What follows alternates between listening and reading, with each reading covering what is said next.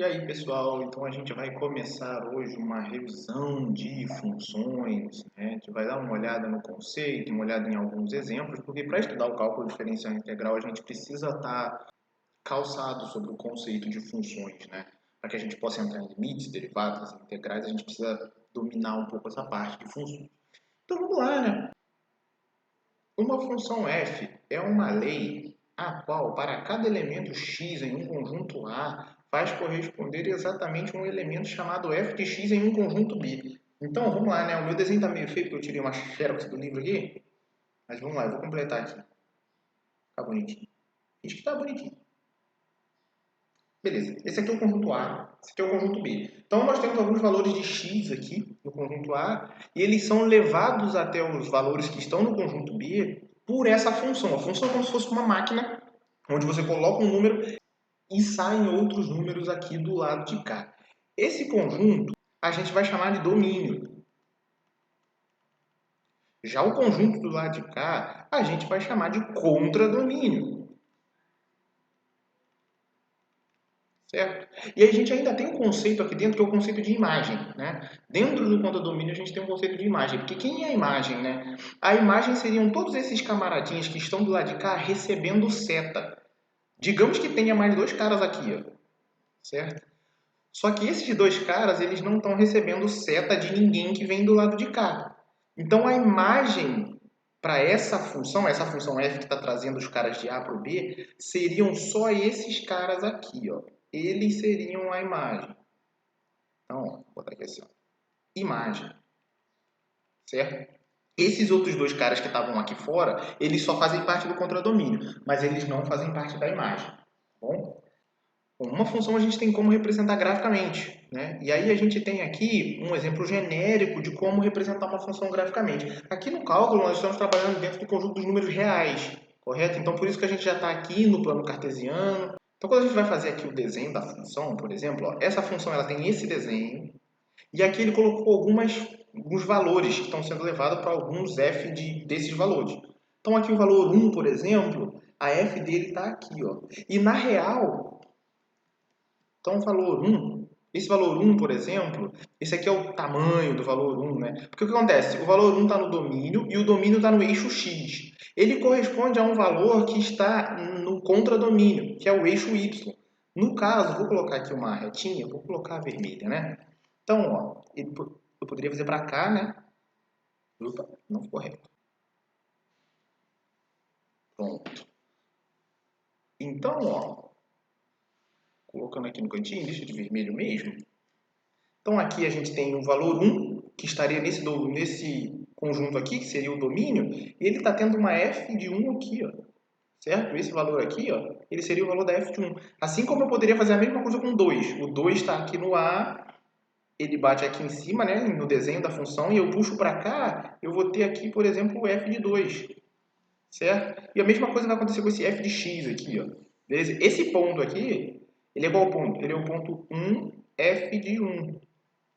Viu? Qual que é esse ponto? Esse é o ponto 2, f de 2, certo? Qual que é esse ponto aqui? Ele é o ponto x, f de x, certo? Eu poderia puxar para cá e o f de x ia aparecer aqui em algum lugar. F de x, certo?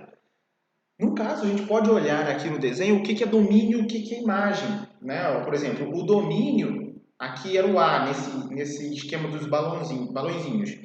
Aqui, ó, o meu domínio está no eixo x, então o meu domínio vai daqui até aqui. Então, são todos esses números que tiverem aqui. Lembrando, números reais, estamos falando de intervalo de números reais aqui. E o que é imagem? Imagem é tudo que a função abranger no eixo y. Tá? Então, a minha imagem estaria aqui, ó, certo? Então, qual que é o domínio dessa função aqui? O domínio vai desse valor A até esse valor B. E qual que é a imagem? A imagem vai desse valor C até o valor D. Certo? Conjunto fechado. Por exemplo, conjunto fechado A e B. Conjunto fechado para a imagem C e D. Seria assim, nesse caso, tá? A gente vai estudar alguns casos diferentes para isso. Então, bora lá já fazer um exemplo, né? O gráfico de uma função f é dado na figura 6, então esse aqui é o gráfico, tá? A gente precisa encontrar o f dos valores 1 e o f de 5, tá? Então, vamos dar uma reforçada aqui no meu O negócio tá feio. 2, aqui é o 3, aqui é o 4, aqui é o 5, aqui é o 6, esquece. Beleza, vamos lá. Aqui é o 5, né? Já está até marcado ali. Aqui é o 6 e aqui é o 7. Beleza, já está reforçado aqui, já ajuda a gente. Então tá bom, né? A gente tem que saber o f de 1 e o f de 2. Vamos botar aqui no y também, ó. Esse aqui é o 2, esse aqui é o 3, esse aqui é o 4, esse aqui é o menos 1, esse é o menos 2, esse é o menos 3. Vamos dar uma aproximada também, né? Uma aproximada para melhorar. Pronto, assim tá melhor. Menos 3, aqui é o menos 4. Beleza. Então o desenho da função é esse. Ele quer que a gente descubra f de 1 e f de 5. Ó. A gente tem aqui o 1. Beleza? Vamos ver se a gente consegue fazer aquela retinha. Vermelhinha. Aqui a gente tem o 1. Então ele sobe aqui até a função, ele está vindo até aqui. Ó. E aqui ele está vindo para cá. Opa, ali. Ó. O f de 1 é o 3. Ó. Certo? Então vamos ver se eu consigo deixar reto. Deixa. Então o f de 1 é o 3. Tá vendo? Então para responder a questão, vamos responder aqui de verde. Ele pediu para a gente fazer o f de 1 e o f de 2. Beleza. Opa. Beleza. O f de 1 é igual a 3. Agora ele quer o f de quem? De 5. Né? Vamos fazer retinho de novo. O 5 está aqui. Ó. Então vamos com ele até a função. Está aqui. Opa. Vamos com ele até a função aqui. Ó. O 5 está aqui. Ali. Ó. Show. O f de 5, ó, se eu puxar para cá, vai até o menos 1. Ó. Então f de 5 é menos 1. Tá? De novo, apertei esse troço errado. Então f de 5 é igual a menos 1. Beleza. Tá? Então respondemos aqui, ó, o f de 1. Só fazendo as correspondências aqui, ligando. E o f de 5. Agora, vamos dar uma olhada no que é domínio, o que é imagem. Eu acho que é mais lucro se eu apagar. Vou tentar dar uma apagadinha aqui. Ó. Pronto. Beleza. Vamos olhar o que é domínio e o que é imagem. Beleza. Ó. O que é domínio aqui? Domínio é o que tiver no eixo x. Então, a nossa função, ela está abrangendo o que no eixo x? Vamos botar de amarelo? O que ela está abrangendo aqui no eixo x? Ela está largando daqui do zero, ó, tá vendo? Ela começa o desenho aqui e faz isso tudo. Então aqui no eixo x ela está vindo daqui, está percorrendo isso tudo e parando no 7. Certo? Vou até botar uma linha amarela aqui. Aqui, ó. Então o meu domínio está aqui, né? O meu domínio vai de x igual a 0 até x igual a 7, ou seja, 0 menor ou igual do que x menor ou igual do que 7. Vamos escrever isso bonitinho?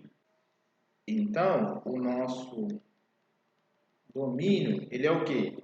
Ele é x pertencente aos reais. Não. Ele é o quê?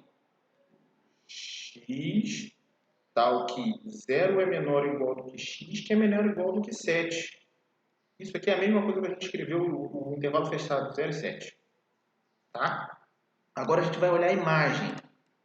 Beleza? Vamos olhar a nossa imagem e vamos pintar a imagem de vermelho. A nossa imagem é tudo que a nossa função abrangia aqui do eixo y. E repara que o ponto mais baixo da nossa imagem é aqui. Ó. Então começa no menos 2. O ponto mais alto dela é aqui, que termina no 4. Então pega aqui, ó, do menos 2 até o 4. E aí o nosso conjunto de imagem... Oh, meu Jesus amado. E aí o meu conjunto de imagem, ele é o quê? Ele é y, tal que menos 2 é menor ou igual do que y, que é menor ou igual do que 4. Ou seja, menos 2 e 4 fechado. Certo?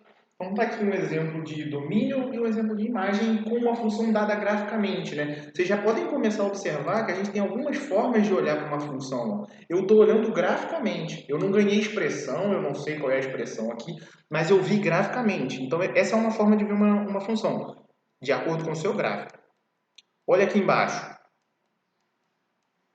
Esse exercício aqui já está até pronto, mas vamos conversar sobre ele. Ó. Esboce o gráfico e encontre o domínio e a imagem de cada uma das funções.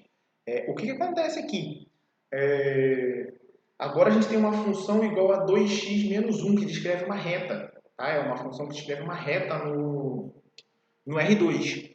Beleza? E aí aqui, ó, ela já foi dada de uma forma analítica, então, certo? Ela não foi dada mais só com o gráfico, ela foi dada de forma analítica. O correto era a gente esboçar o gráfico, mas aí eu já coloquei aqui para facilitar. Gente, para esboçar o gráfico de uma reta, você só precisa de 2 pontos, né? Você põe aqui x igual a zero, você vai ter x igual a zero, f de x igual a -1. Então, no ponto de zero, a função pega aqui no y igual a -1. Quando você põe o y igual a zero, passa esse 1 para lá, vai ficar x igual a meio. Então, quando o y é zero, x é igual a meio, dá esse ponto. Colocou 2 pontos, você põe a reta aqui em cima e traça... Você põe a régua aqui em cima e traça a reta. Tá? Não é difícil de desenhar a reta, não. Lá da época da TTT, vocês vão lembrar. Beleza. Do lado de cá, eu já vou falar sobre domínio e imagem já. Do lado de cá, o que a gente tem? Desse lado de cá, a gente tem uma função quadrática, né? A gente tem um x elevado ao quadrado. Vou mudar aqui minha página.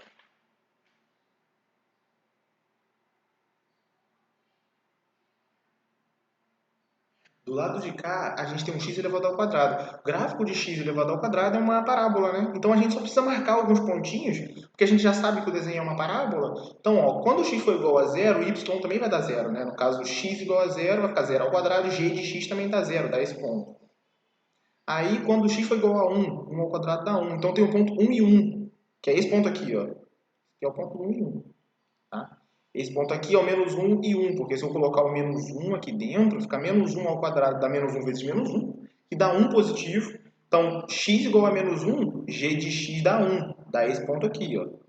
Lembrando, esses pontos são sempre o quê? X, g de x. Né? Todos esses pontos são sempre x, g de x. Beleza? Esse ponto aqui do meio aqui é f de meio, pelo que está aparecendo aqui. Né? Se você botar x igual a meio, meio ao quadrado dá 1 sobre 4. Aí ele está pegando isso aqui. Aqui como se fosse meio e aqui como se fosse 1 sobre 4. Tá? É isso que ele está fazendo aqui. Tá bom? Então assim a gente faz esse desenho. Para falar sobre domínio e imagem, né? Então, ó, domínio dessa função, ela é uma reta, certo? E aí daqui ele está acabando aqui, obviamente que ele não ia fazer um desenho infinito. Mas uma reta, gente, o domínio dela é o eixo x todinho, tá? É o eixo x todinho. Todos os números reais do eixo x fazem parte. Qualquer número real que você botar aqui dentro, ele vai te dar um outro valor de y. Então o domínio aqui é números reais. E a imagem aqui também, né? A imagem aqui de y, conforme você vai variando o valor do x, ele vai te dando valores aqui no y, vai subindo. Você vai variando para trás aqui, ele vai te dando valores aqui, vai descendo. Então a imagem aqui também são todos os números reais, tá? Então a gente já começa por aí. A imagem e o domínio de uma reta, todos os números reais, certo? Agora, aqui na função quadrática tem uma diferença.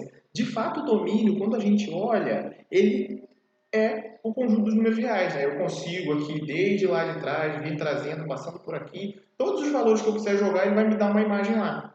Só que a imagem aqui tem uma particularidade. A imagem só está funcionando, só está aparecendo do zero para cima, tá vendo? Só do y, daqui para cima, não tem nada aqui para baixo.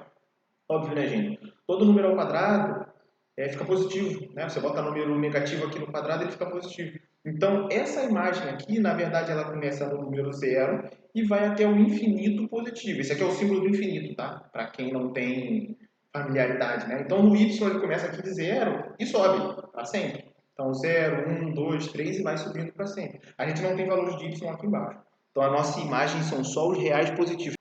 Agora, uma outra forma de ver funções. Essa daqui é uma função expressa por palavras, né? Ela vai dizer o seguinte, ó, ao abrir uma torneira de água quente, a temperatura P de água depende do tempo decorrido desde a abertura. Esboce um gráfico de T com uma função do tempo T decorrido desde a abertura. Então, ó, esse aqui seria um exemplo de um gráfico de... Isso aqui seria um exemplo para um gráfico pedido. Repara que aqui não tem valores, não está dizendo nada, tal. Então aqui é um gráfico simbólico, né? De uma torneira, por exemplo, que você abre, ela vai estar ali perto da temperatura ambiente, digamos assim, né? E aí ela sobe, ela fica constante por um tempo, depois ela desce e fica nessa temperatura aqui. Seria um exemplo de gráfico para uma função. É claro que para fazer uma modelagem dessa, você precisaria ter um termômetro e tal, colocar ali na água para saber. Mas é só um exemplo de função dada por palavras, tá? É uma função dada por palavras. É que a gente começa a observar algumas coisas, ó, tipo crescente, tá vendo? Aqui ela cresce, ou seja, a temperatura está subindo. Constante, a temperatura se mantém. Decrescente, a temperatura está caindo de novo. Constante novamente. Essas ideias de crescente, decrescente, constante, isso vai ser muito importante daqui para frente, tá? Muito importante.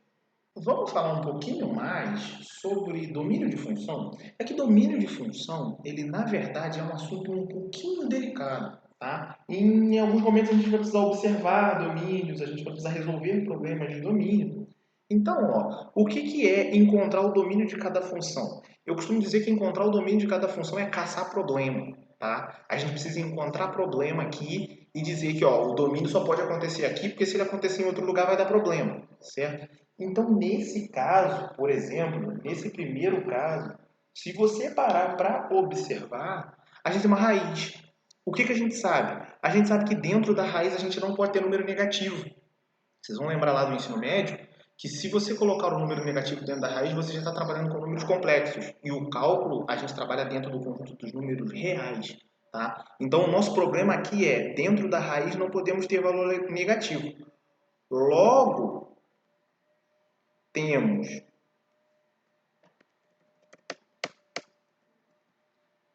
então, o que que nós precisamos aqui para que tudo fique bem?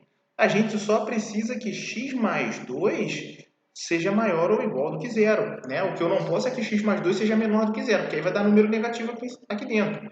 Então, x maior do que menos 2, certo? Então, toda vez que x for um número maior do que menos 2, aqui dentro vai dar um número positivo e está todo mundo feliz. Então, ótimo. Então, a gente pode dizer que o domínio dessa função é o quê? Conjunto fechado no menos 2. Fechado porque é menor ou igual, tá? Se fosse só menor, seria aberto. Menor ou igual, então fechado no menos 2, mais infinito, certo? Eu posso aumentar o número aqui dentro para sempre, né? Eu posso fazer x igual a menos 1, a 0, a 1, a 2, e qualquer número real, não estou falando números inteiros aqui, mas qualquer número real. O que eu não posso é ter números menores do que menos 2. Tipo, se eu botar menos 3, dá menos 3 mais 2 dá menos 1. Raiz de menos 1 já é número complexo. Tá? Então não é com isso que a gente vai trabalhar. Então está aqui o domínio. Vamos ver um outro problema aqui.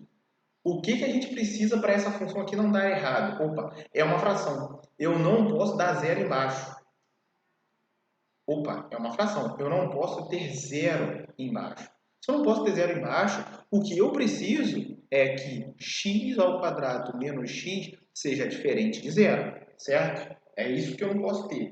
Então, x e x menos 1 precisam ser diferentes de zero. Bom, para isso, x é diferente de zero, x é diferente de 1, certo? Porque x igual a 1 aqui vai dar zero, beleza? E x igual a zero aqui dá zero. Então eu não posso ter x igual a zero e eu não posso ter x igual a 1, beleza?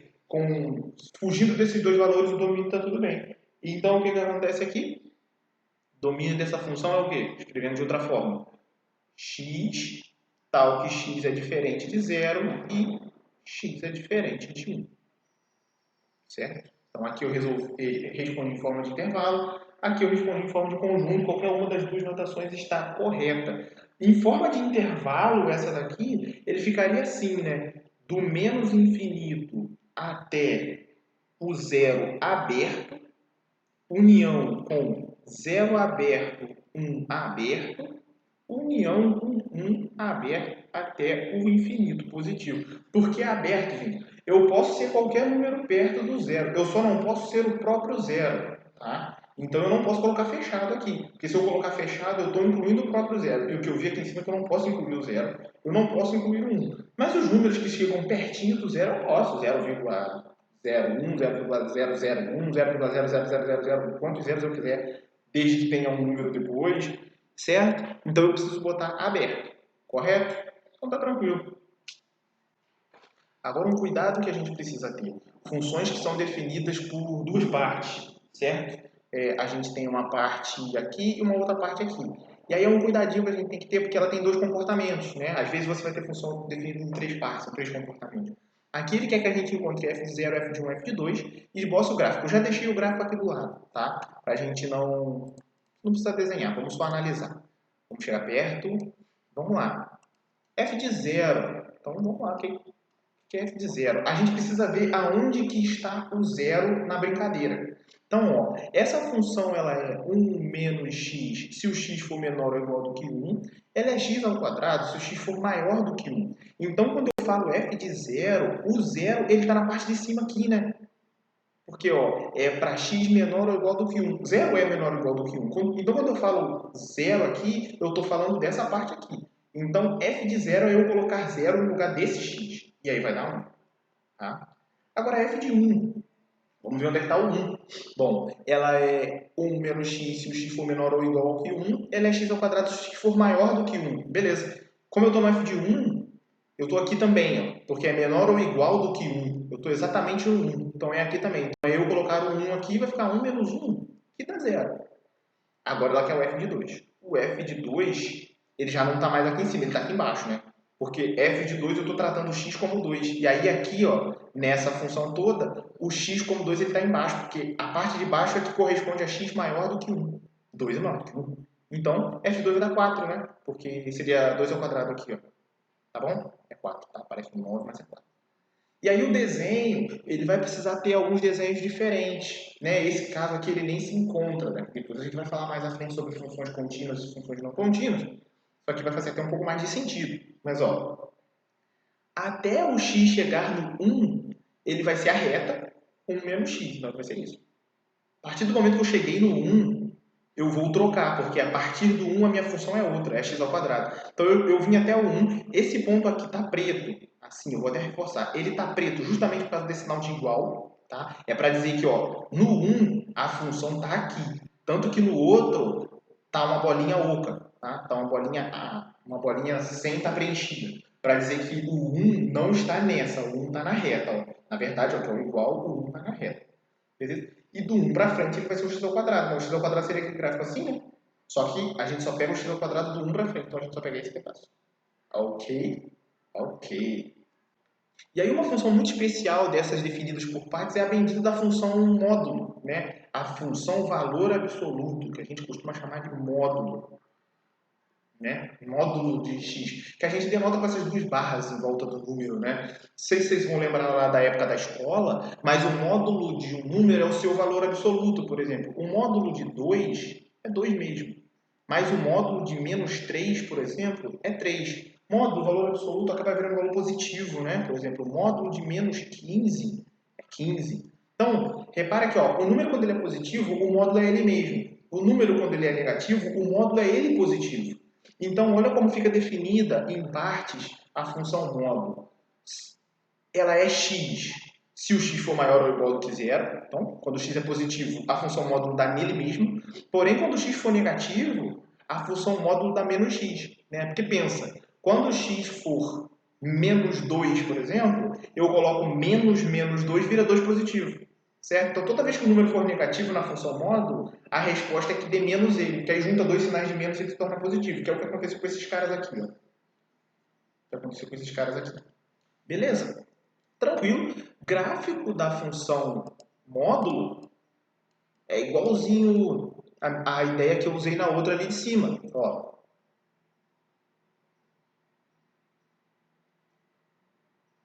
É igualzinho à ideia que eu usei na outra ali de cima. O módulo de x para x maior ou igual do que zero, ele é a reta x, então ela é essa. Porém, para x menor do que zero, ele é a reta menos x, que é essa, que fica esse gráfico em V. Tá? Essa é uma função importante, ela vai aparecer ali para poder cobrar vocês alguma coisa no futuro. Tá? Então, guardem isso no coração.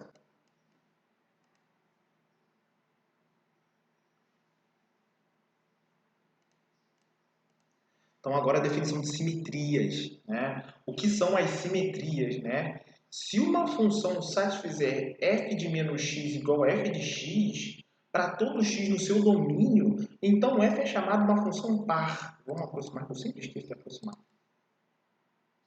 Vamos lá. F é chamada de função par. Por exemplo, a função x ao quadrado é uma função par, porque o que acontece? Mesmo que você coloque um número negativo dentro da função, ele vai virar a função do número positivo, porque toda vez que você põe um número negativo dentro do quadrado, ele fica positivo. Então, de fato, ele respeita isso aqui, ó. ele respeita o fato de f de menos x ser igual a f de x, né? Então é uma função que respeita esse tipo de simetria. E aí, a gente tem um outro caso. Se f satisfizer que f de menos x é igual a menos f de x, para todo número x no seu domínio, a gente vai dizer que f é uma função ímpar. Tá? Então, por exemplo, exemplo de função ímpar é esse aqui, ó, x elevado a 3, né? O famoso x ao cubo. Quando você faz f de menos x, você vai ter f de menos x, que significa menos x elevado ao cubo, certo? Só que o número ao cubo, se for negativo, ele vai preservar o sinal de menos. Então, dá menos x ao cubo, que é menos f de x. Tá? A gente vai ver alguns exemplos de função ímpar e função par, e a gente fala disso também porque um dos intuitos do cálculo é construir gráficos de função. Então, no caso, quando você chegar lá na frente, essa questão de saber o que é uma função par e uma função ímpar vai ajudar, inclusive para tratar algumas funções trigonométricas também. Então, a gente precisa descobrir aqui, ó, quais dessas funções são ímpares e quais são pares. Vamos fazer essa primeira aqui, né? Então, para a letra A f de menos x, que é o que a gente quer, né? Porque se ela for ímpar, a f de menos x vai dar menos f de x. Se ela for par, a f de menos x vai dar f de x. Então, ó, vai dar menos x elevado à quinta mais menos x. Só que menos x elevado à quinta é a mesma coisa que menos 1 vezes x elevado à quinta. Então, vamos lá. Só que menos x elevado à quinta eu vou transformar nisso aqui, ó. Menos 1 elevado a 5, x elevado a 5, mais menos 1 vezes x, certo? Esse menos 1 aqui saiu daqui. Então, ó, menos 1 elevado a 5 dá menos 1 mesmo. E esse menos 1 aqui eu posso botar aqui fora. Menos 1, e aí eu vou multiplicar o quê? X ao quadrado mais x ao quadrado. X à quinta mais x. Opa, ó, sinal de menos aqui fora e a função aqui. Isso aqui nada mais é do que menos f de x. Né? A função está aqui, x aqui está mais 5. Ó. X aqui está mais 5. Então, sinal de menos aqui. Ó. Então, de fato, ó, f de menos x deu menos f de x. Então, essa daqui é uma função ímpar. Então, na letra B, vamos lá, né? É g, né? G de x. A gente vai fazer g de menos x, então, para ver o que a gente encontra lá no final. G de menos x. G de menos x é 1 menos... Aí aqui, ó, onde é a quarta, vai ficar menos x elevado à quarta. Opa. Mas todo número negativo elevado a um número par dá positivo. Então, dá 1 menos x à quarta. Opa, mas esse é o g de x. Então, g de menos x deu g de x. E essa é uma função par. Né? Já começa a reparar que polinômio com expoente ímpar é função ímpar, com expoente par é função par. Tem mais do que isso, tá? Existem funções que não são nem par e nem ímpar. Na letra C, a gente vai ter o seguinte: h de menos x, essa aqui, né? Ele vai ser igual ao quê? 2 que multiplica menos x e menos x elevado ao quadrado. Isso dá pra gente menos 2x menos x ao quadrado. Opa, mas isso aqui não ajuda, né? Porque menos 2x menos x ao quadrado não é h e também não é menos h. Então, essa não é h de x e nem menos h de x. Então, essa função h de x, ela não é par e nem é ímpar. Tá? Então, tipo, as funções não são divididas em funções pares e funções ímpares. Tem funções que não são nenhuma das duas coisas. Então, vamos botar aqui, ó. Não é par e nem ímpar.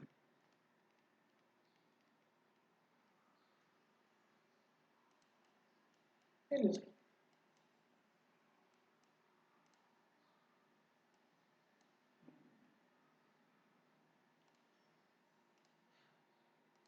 E agora, para a gente fechar esse primeiro vídeo, vamos dar uma olhada aqui no que é função crescente e o que é função decrescente, tá? Isso é tudo muito importante aqui no cálculo diferencial integral. Então, vamos lá. Funções crescentes e decrescentes. Aqui, esse gráfico aqui mostra uma função e existem intervalos onde ela é crescente e onde ela é decrescente. Não é muito difícil de observar, mas eu vou ler as formalidades aqui para vocês, ó. Então, ele está dizendo aqui que ela se eleva de A para B. Então, aqui, ó, de A para B ela sobe. De B para C ela cai. De C para D ela sobe de novo. Certo? Dizemos que uma função f é crescente no intervalo AB, decrescente no intervalo BC e novamente crescente no intervalo CD. Então, tipo, do A aqui, ó, do A até o B, ela é a função crescente. A gente sempre vai avaliar a função crescente daqui para cá, tá? Assim, ó. Nossa, mas essa é... Então pronto, ó. Pega daqui para cá. A gente vai sempre observar olhando daqui para cá. Então daqui para cá, andando da esquerda para a direita, no eixo X, a função está crescendo, ó. Então aqui ela é crescente. Aí nesse intervalo aqui ela é decrescente. Nesse intervalo aqui ela é crescente de novo. É isso que ele está dizendo. E aí, para formalizar, ó, observe que se x1 e x2 forem dois números quaisquer entre A e B, com o x1 menor do que o x2, então a f de x1 é menor do que a f de x2. Isso acontece nesse intervalo aqui, ó. Certo? Ó, o x1 é menor do que o x2 e a f do x1, que vai bater aqui assim, ó, é menor do que a f do x2, que vai bater aqui assim, ó, ela é menor, né? A f do x2 está mais alta aqui, certo? E aí quando você tem o decrescente é diferente. Por exemplo, se você tivesse um cara aqui e um cara aqui, a f desse cara daria cá em cima e a f desse cara daria cá embaixo. Então, ó, esse carinha daqui, ele é menor do que esse, porém a f dele é maior do que a f desse. E é exatamente isso que está escrito aqui embaixo. Ó.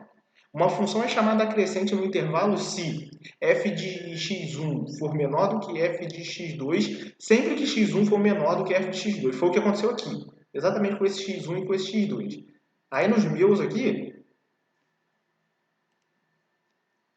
seria o exemplo do decrescente. Ó. Ela é decrescente no intervalo se f de x1 for maior do que f de x2, sempre que x1 for menor do que f de x2. E é isso que aconteceu aqui. Ó. Tá? É isso que aconteceu aqui. Esse aqui é o meu x1, esse aqui é o meu x2. A f do x1 ela está cá em cima. Ela vai bater lá atrás aqui assim. Já a f do x2 ela está mais aqui embaixo. Ó. Então, apesar do x1 ser menor do que o x2, a f do x1 ela é maior do que a f do x2. É isso que está dizendo aqui embaixo, tá? Essa definição ela é importante, precisa guardar com carinho, porque a gente vai estudar bastante essa questão do crescimento e crescimento quando a gente estiver lá na reta final do estudo de derivadas. O vídeo é esse, galera. Espero que vocês tenham gostado. Até a próxima.